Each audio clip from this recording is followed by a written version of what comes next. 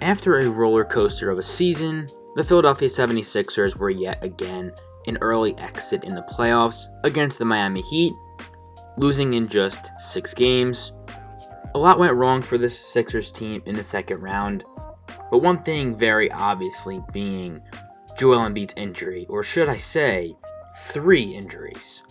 During the first round, he suffered a torn ligament in his thumb and was playing through it for the duration of the first round. In Game 6, he was hit in the face by Pascal Siakam and suffered a mild concussion and, of course, a fractured orbital bone in his skull. This caused him to miss the first 2 games of the Miami Heat series, which a lot of people, including myself, would argue was the turning point of the series. He did return in Game 3, and we did see the Sixers pick up wins in both Game 3 and 4, but when Game 5 and ultimately Game 6 came around, it was very clear that the injuries and ailments that he had suffered and been suffering were affecting him and his performance, and ultimately ended the Sixers' season. It's pretty obvious that a team is going to have difficulty winning games when their best player is in that sort of condition. In Game 5 and 6, the team play as a collective was just horrible. They looked like they did not want to be playing games at that time, and they just looked bad. As a Sixers fan, I would love to blame Coach Doc Rivers, but you can't blame a coach for players not showing up to the occasion.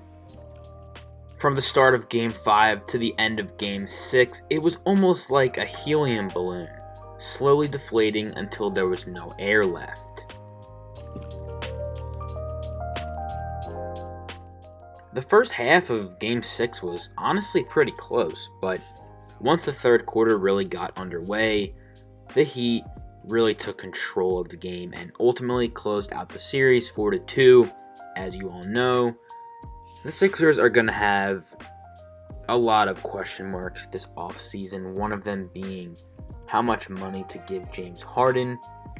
And after his words prior to Game 6, or should I say, after Game 6, it seems pretty likely that he is willing to take less money than the $47 million max deal that he could potentially get. Harden also said he's willing to do what it takes to help the Sixers continue to grow. And again, it seems like he would be willing to take less, which would help the Sixers immensely with cap flexibility and keeping players on their roster.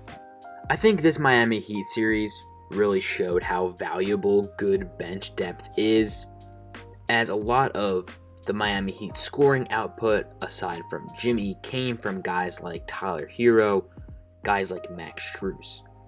The Sixers need to follow a similar format in the offseason and find themselves really quality depth and bench players.